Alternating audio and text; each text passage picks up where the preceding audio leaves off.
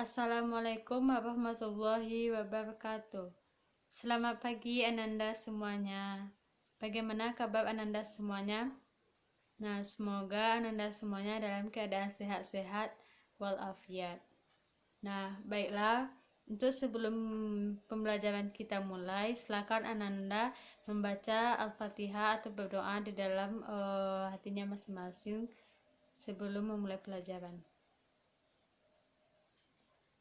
Nah, jika Ananda telah selesai berdoa, baiklah, untuk pembelajaran kita hari ini adalah tentang sel elektrolisis. Nah, siapa yang masih ingat, sel elektrolisis ini merupakan bagian dari sel elektrokimia. Nah, di mana di dalam sel elektrokimia itu ada dua sel, yaitu sel volta dan sel elektrolisis. Siapa yang masih ingat apa yang dimaksud dengan sel elektrokimia? Sel elektrokimia adalah reaksi redoks yang mengakibatkan terjadinya perubahan energi kimia menjadi energi listrik. Nah, di mana sel elektrokimia ini terbagi menjadi dua. Ada sel volta atau disebut juga dengan sel galvani, dan yang kedua yaitu sel elektrolisis. Nah, sel volta, siapa yang masih ingat apa yang dimaksud dengan sel volta? Nah, sel volta adalah dalam sel di mana energi kimia diubah menjadi energi listrik atau suatu reaksi redoks yang menghasilkan arus listrik, itu adalah sel volta. Nah, sekarang kita masuk kepada sel elektrolisis.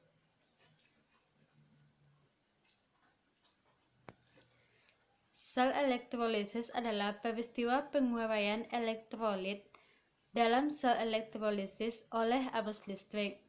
Arus listrik berasal dari sumber arus baterai atau aki yang menghasilkan arus searah. Reaksi pada sel elektrolisis tidak spontan karena hanya berproses apabila adanya sumber arus. Nah, jadi sel elektrolisis ini yaitu di dalam sel dia dari energi listrik diubah menjadi energi kimia atau arus listrik yang menghasilkan reaksi redoks. Nah, jika tidak ada arus listrik atau arus listrik, maka reaksi redoks tidak akan terjadi. Nah, ada prinsip dasar yang berlawanan dengan sel volta, di mana sel elektrolisis mengubah energi listrik menjadi energi kimia. Yang kedua, reaksi elektrolisis merupakan reaksi yang tidak spontan karena melibatkan energi listrik dari luar. Yang selanjutnya yaitu reaksi elektrolisis berlangsung di dalam sel elektrolisis yang terdiri dari satu jenis larutan atau leburan elektrolit dan memiliki dua macam elektroda. Yang mana elektroda yang pertama itu elektroda negatif atau disebut dengan katoda, adalah elektroda yang dihubungkan dengan kutub negatif sumber arus listrik. Sedangkan elektroda positif atau anoda adalah elektroda yang dihubungkan dengan kutub positif sumber arus listrik. Jadi, katoda kutub negatif, anoda kutub positif.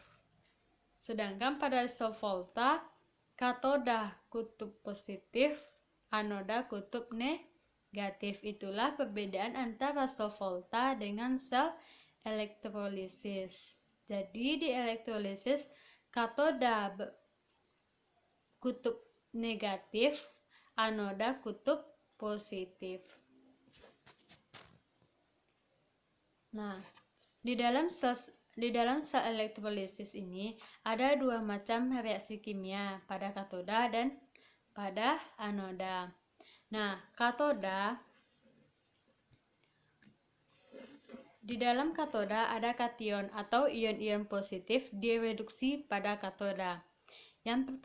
Ketentuan yang pertama yaitu ion H+ dari asam mengalami reduksi.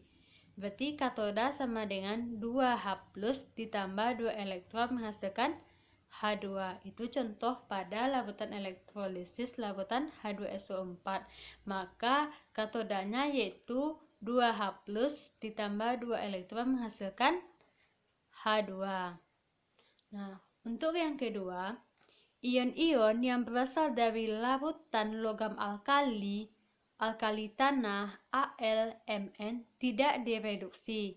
Yang mengalami reduksi adalah H2O. Nah, logam yang termasuk alkali yaitu Li, Na, K, Pb, Cs, dan alkali tanah yaitu Be, Mg, Ca, Sf, Ba, Ra. Nah, jika ion-ion ini berasal dari larutan logam alkali tanah Al, Mn, maka dia tidak direduksi. Yang mengalami reduksi itu adalah H2O dengan reaksi katoda H2O yaitu 2H2O ditambah 2 elektron menghasilkan H2 ditambah 2OH-. Maka reaksi pada katoda yang ini. Jika larutannya itu adalah logam alkali tanah Al atau Mn.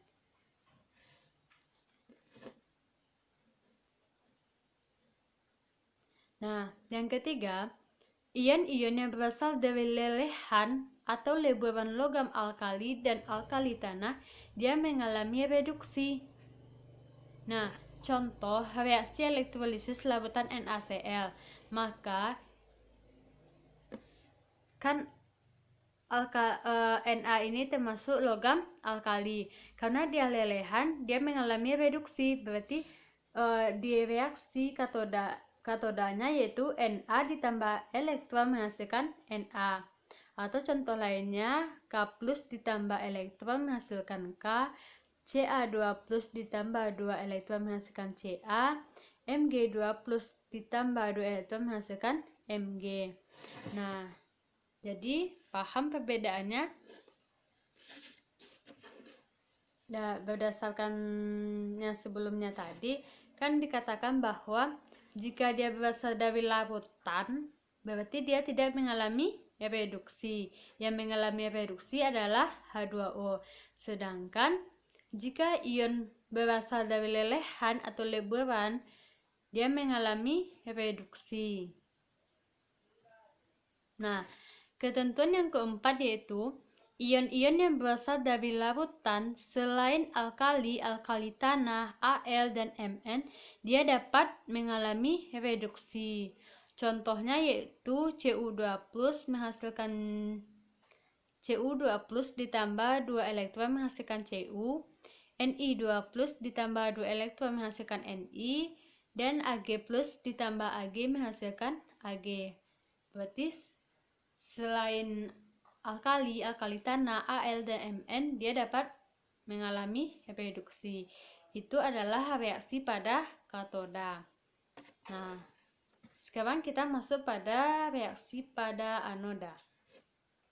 Nah, reaksi yang terjadi pada anoda adalah reaksi oksidasi. Anion atau ion-ion negatif tarik-menarik dengan anoda. Nah, di sini ada dua ketentuan di mana jika anoda tidak iner atau Cu, Ag, Ni, maka logam mengalami dioksidasi di anoda. Iner di sini artinya sukar bereaksi atau sangat sulit untuk melaksanakan reaksi. Nah, maka reaksinya yaitu Cu menghasilkan Cu2 plus ditambah 2 elektron. Kalau Ag menghasilkan Ag plus ditambah elektron. Sedangkan Ni menghasilkan Ni2 plus ditambah elektron. Nah, berarti di sini jika anodanya tidak iner, bisa logamnya Cu, Ag atau Ni, dia mengalami dioksidasi di anoda.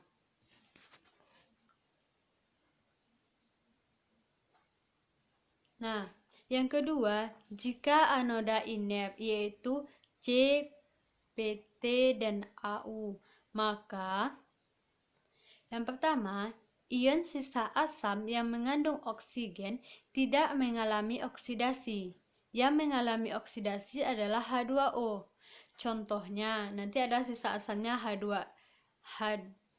kan H2SO4, maka sisa asalnya adalah SO4 2-, NO3-, CO3 2-, PO4 3-, maka hal ini dia tidak mengalami oksidasi. Yang mengalami oksidasi itu adalah air. Reaksi air pada anoda yaitu 2O2 menghasilkan 4H+ ditambah O2 ditambah 4 elektron. Nah, dan jika sisa asam yang tidak mengandung oksigen, contohnya yaitu Cl-, Br-, I-, dia mengalami oksidasi. Dengan rumus anodanya yaitu 2Cl- menghasilkan Cl2 ditambah 2 elektron. Begitu juga dengan 2Br- menghasilkan Br2 ditambah 2 elektron dan 2I- menghasilkan I2 ditambah 2 elektron.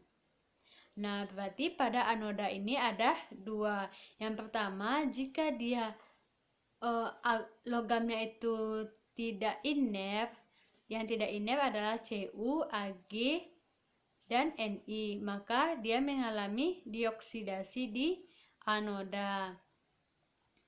Nah, jika anodanya bersifat inert ada C, PT, atau Au, maka yang dilihat yang pertama yaitu jika dia mengandung oksigen, maka dia yang bereaksi adalah H2O. Nah, jika dia tidak mengandung oksigen, berarti dia mengalami oksidasi. Nah, itulah reaksi sel elektrolisis di anoda. Mungkin untuk materinya sampai yang di sini. Silakan Ananda lihat video selanjutnya yaitu tentang contoh soal. Nah, jika Ananda tidak paham dengan contoh soal tersebut, Ananda bisa tanyakan sama ibu. Dimana setelah kita bahas contoh soal itu, nanti kita ada tugas. Nah, silakan Ananda buat catatan ini dan contoh soal di buku catatan. Sekian, terima kasih. Assalamualaikum warahmatullahi wabarakatuh.